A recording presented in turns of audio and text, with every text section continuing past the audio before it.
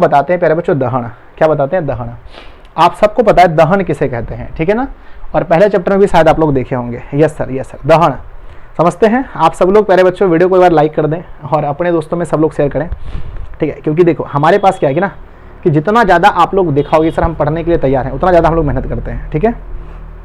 Yes चलिए दहन, दहन में चलें। यस सर, अब हम लोग समझते हैं दहन। देखो बच्चों, ठीक है ना, दहन से पहले आप लोग को और कुछ बनाना पड़ेगा। चलिए, कितने ऐसे लोग हैं बच्चों जो समझते हैं क्वंथनांक? क्वंथनांक कितने लोग समझते हैं? यस सर, हम समझते हैं, क्योंकि यहाँ से आपका ऑब्जेक्टिव आएगा, यहाँ से आपका ऑब्जेक्टिव आएगा क्वंथनांक, ठीक है ना। दूसरा होता है बच्चों गलनांक, दूसरा होता है गलनांक, ठीक है ना। एक होता है क्वंथनांक, एक होता है गलनांक, ठीक है ना, गलनांक। एक होता है बच्चों ज्वलन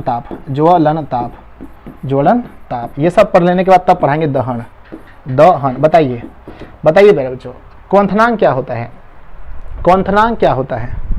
यस सर, हम समझते हैं, बताओ क्वंथनांक क्या होता है? देखो, गलनांक का मतलब होता है कि जिस टेम्परेचर पर कोई चीज़ गल जाए बच्चों, ठीक है ना, जिस टेम्परेचर पर, है ना, जिस ताप पर कोई चीज़ गलना शुरू कर दे, है ना, जिस ताप पर कोई चीज़ गलना शुरू कर दे हम उसका गलनांक कहते हैं। जिस पर कोई चीज़ गलना शुरू कर दे हम उसे गलनांक कहते हैं। जैसे बर्फ़ ले लीजिए बच्चों, 10 डिग्री में अगर गल रहा है तो वो उसका क्या हो गया? गलनांक हो गया। मान के चलो हमारे पास एक बर्फ़ की सिल्ली है, ये बर्फ़ की क्या है? सिल्ली है, और ये 10 डिग्री में, कितने में?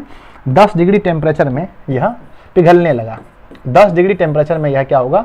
पिघलने लगा। तो हम कहेंगे 10 डिग्री टेम्परेचर इसका गलनांक है, यानी जिस पर कोई चीज़, कोई वस्तु गलना शुरू कर दे।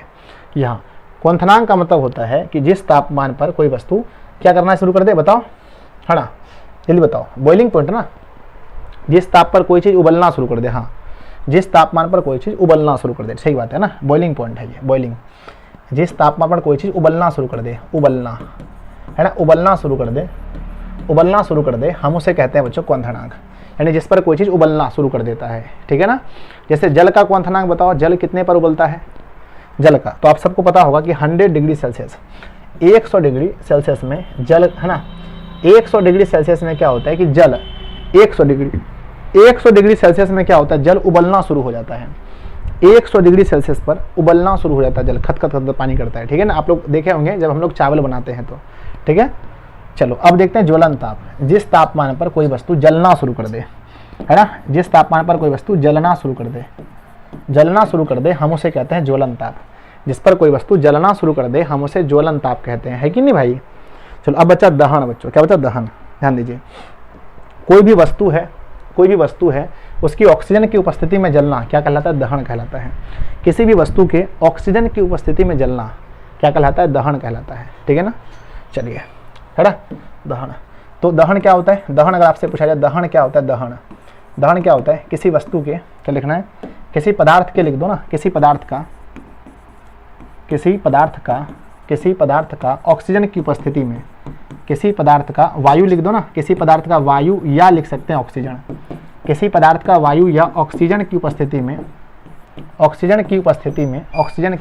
में जलना, किसी पदार्थ का वायु या ऑक्सीजन की उपस्थिति में,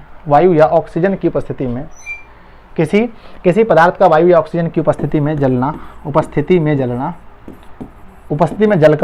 जलकर बच्चों, सिर्फ जलना नहीं है, जलकर क्या देना है बताओ? किसी पदार्थ का वायु या ऑक्सीजन की उपस्थिति में जलकर क्या देना, बताओ? हाँ बताओ, सिर्फ जलना है कि जलकर कुछ देना है? यस, कहते हैं जी किसी पदार्थ का वायु या है ना, किसी पदार्थ का वायु या ऑक्सीजन की उपस्थिति में जलकर, जलकर ऊष्मा और प्रकाश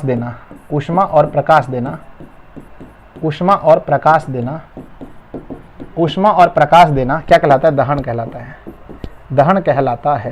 कहलाता है। जब भी जलेगा तो वह क्या देगा? ऊष्मा और प्रकाश। क्या देगा बच्चों? ऊष्मा और प्रकाश देगा। कोई भी चीज़ आप जला के देख लो, क्या देगा आपको? ऊष्मा देगा और आपको प्रकाश देगा। ऊष्मा और प्रकाश देना क्या कहलाता है? जल्दी बताओ। दहन कहलाता है। तो ये छोटा सा टॉपिक था दहन। चलो आगे बढ़ते हैं, नेक्स्ट आगे सीखते हैं बच्चों, ध्यान दीजिएगा, ठीक है ना। आगे सीखते हैं हेलोजिन, है ना, हेलोजनीकरण, है ना, हेलोजनीकरण, ठीक है। कितने ऐसे लोग हैं जो हेलोजनीकरण के बारे में जानते हैं? यस, हाथ उठाओ, ठीक है, कि सर हम जानते हैं हेलोजनीकरण क्या होता है। क्या आपने सुना है कभी हेलोजनीकरण के बारे में? यस और नो, यस और नो जल्दी बताओ।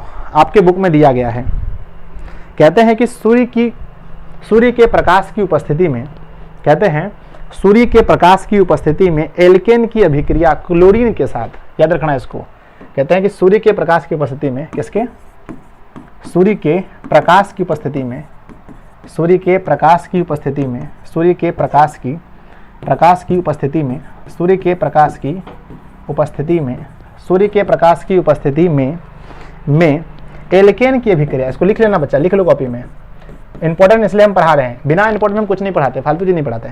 कहते हैं कि सूर्य के प्रकाश की उपस्थिति में एल्केन की अभिक्रिया क्लोरीन के साथ, एल्केन की अभिक्रिया क्लोरीन के साथ, किसके साथ बच्चों, क्लोरीन के साथ, एल्केन की अभिक्रिया क्लोरीन के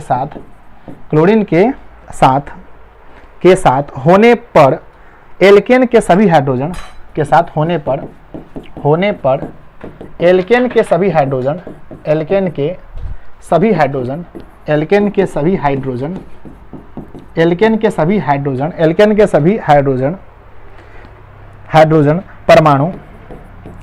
परमाणु बारी बारी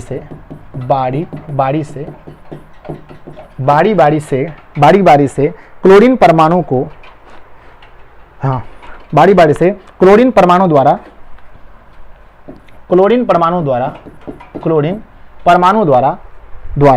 प्रतिस्थापित हो जाते हैं, क्लोरीन परमाणु द्वारा प्रतिस्थापित हो जाते हैं, क्लोरीन परमाणु द्वारा, हाँ क्लोरीन परमाणु द्वारा, इसको लिख लीजिए, क्लोरीन परमाणु द्वारा प्रतिस्थापित हो जाते हैं, द्वारा प्रतिस्थापित हो जाते हैं, प्रतिस्थापित हो जाते हैं। याद हुआ, बताओ याद हुआ? सर बहुत हार्ड है क्या, बहुत हार्ड है क्या, बताओ जल्दी बताओ, बहुत हार्ड है क्या? नहीं सर बच्चों बहुत हार्ड नहीं है, चलो याद करते हैं फटाफट से मेरे साथ, ठीक है। देखो हमने कभी ऐसा नहीं किया है कि कोई चीज़ बच्चों को लिखा दिया और उसको छोड़ दिए, बस तुम याद करते रहो। हमने कुछ चीज़ ऐसा है प्यारे बच्चों जो आपको याद करना है, याद कर लेंगे, ठीक है ना। क्वेश्चन एग्जाम में है ना, क्वेश्चन है बच्चों कि हेलोजनीकरण क्या हो। देखो सूर्य के प्रकाश की उपस्थिति में, यहाँ तक तो याद नहीं करना है। सूर्य के प्रकाश की उपस्थिति में एल्केन की अभिक्रिया क्लोरीन के साथ होने पर, या फिर हम ऐसे लिख सकते हैं कि जब सूर्य के प्रकाश की उपस्थिति में एल्केन की अभिक्रिया क्लोरीन के साथ कराते हैं तो एल्केन के सभी हाइड्रोजन परमाणु बारी बारी से क्लोरीन परमाणु के द्वारा प्रतिस्थापित हो जाते हैं। इसको अपने तरीके से भी आप लिख सकते हो, अपने तरीके से भी अगर आप चाहें तो लिख सकते हैं, ठीक है ना। ध्यान दीजिए, जैसे देखिए, जैसे पर ध्यान दीजिए। कहते हैं जैसे हमारे पास है ना, ध्यान दीजिए, हमने बोला एल्केन। अच्छा एल्केन का मतलब क्या, एल्केन का मतलब क्या बताओ तो। एल्केन का मतलब है कि एल्केन समूह के जितने भी हाइड्रोकार्बन हैं, ध्यान दीजिए, जैसे क्या, जैसे CH4, जैसे CH4, जैसे C2H6, जैसे C3H8, जैसे C4H10, जैसे C5H12, ये सब में कुछ भी हो सकता है। तो कहते हैं कि जब एल्केन है ना, जब एल्केन यानी कि है ना, मीथेन ले लेते हैं, CH4 है ना, यानी कि मीथेन के साथ में जब हम क्लोरीन की अभिक्रिया कराते हैं, किसकी अभिक्रिया, क्लोरीन की अभिक्रिया कराते हैं, तो कराने के बाद क्या होता है, ध्यान दीजिएगा।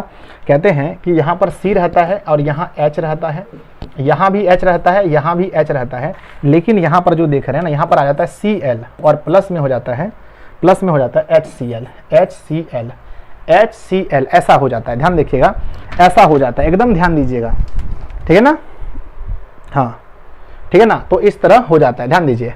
तो आपने क्या देखा है कि यहाँ पर एक बच्चा कह रहा सर जिस दिन है ना मैराथन के क्लास की तरह पढ़ाइए। रोज ऐसा नहीं होता है बच्चों, सिलेबस भी पढ़ना पड़ता है, रोज मैराथन नहीं होता है। पहले आप सिलेबस पढ़ लो ना, हम यहाँ खड़े हैं ना।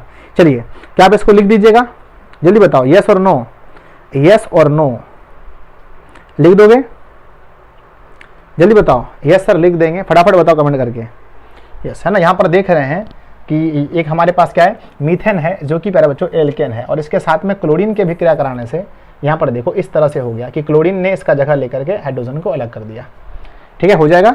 यस सर, हाँ चलो आप इसको अपने तरह से भी लिख सकते हैं, है ना, हेलोजनीकरण को आप अपने तरह से भी लिख सकते हैं। चलिए अब इसके बाद नेक्स्ट टॉपिक हमारे पास क्या आता है बच्चों, नेक्स्ट टॉपिक हमारे पास आता है, ध्यान देखिएगा, नेक्स्ट आता है जीवाश्म ईंधन। अच्छा, जीवाश्म ईंधन के बारे में सब लोग जानते हैं, कोई भी ऐसे लोग नहीं है जो जीवाश्म ईंधन के बारे में नहीं जानते, बताओ, ठीक है ना। जीवाश्म ईंधन के बारे में कौन कौन जानते हैं बताइए। जीवाश्म ईंधन